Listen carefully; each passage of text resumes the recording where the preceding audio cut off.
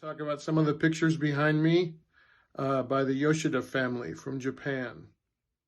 In a previous video, I spoke about the work of Aomi Yoshida, by whom I have a woodblock print and a small collage.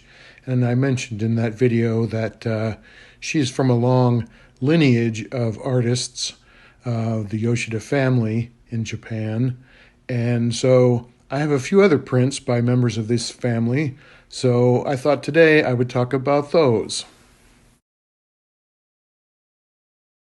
Aomi spent several weeks in DeKalb in early 2008, and she would sometimes check in with her mother, Chizuko, back in Japan. Chizuko asked Aomi to describe the place where she was, so she did her best to convey a sense of being in DeKalb in the dead of winter before classes even started. Chizuko was immediately reminded of some woodblock prints she had made after a trip to Hokkaido in northern Japan, and she generously donated one to NIU. Its official title is Ice Flow, but we know it better by its secret name, DeKalb in Winter. Like Aomi, Chizuko is concerned with surface pattern and texture. Close up, the details of this landscape print seem abstract. Woodcut printmaking is a reductive process. The artist cuts away from a wooden block with a chisel. Chizuko combines this with an additive element, evoking a transparent veil of falling snow by gluing what appears to be twine to one of the blocks.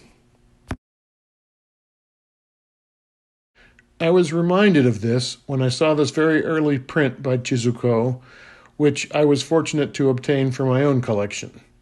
It also combines additive and reductive techniques to vary the vocabulary of formal elements, such as shape, texture, and line quality. What appears to be crumpled fabric or paper, as well as twine, seem to dance across the surface. This image is inspired by nature, titled Spring A. The geometric grid of simplified buildings forms a foil for the organic shapes that represent vines and flowers. Both represent growth. The buildings are not traditional Japanese structures, but rather Western-style high-rises of a big city.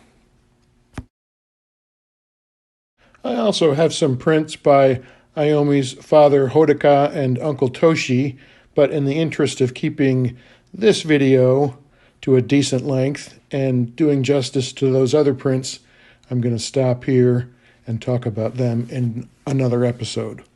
Thanks for listening.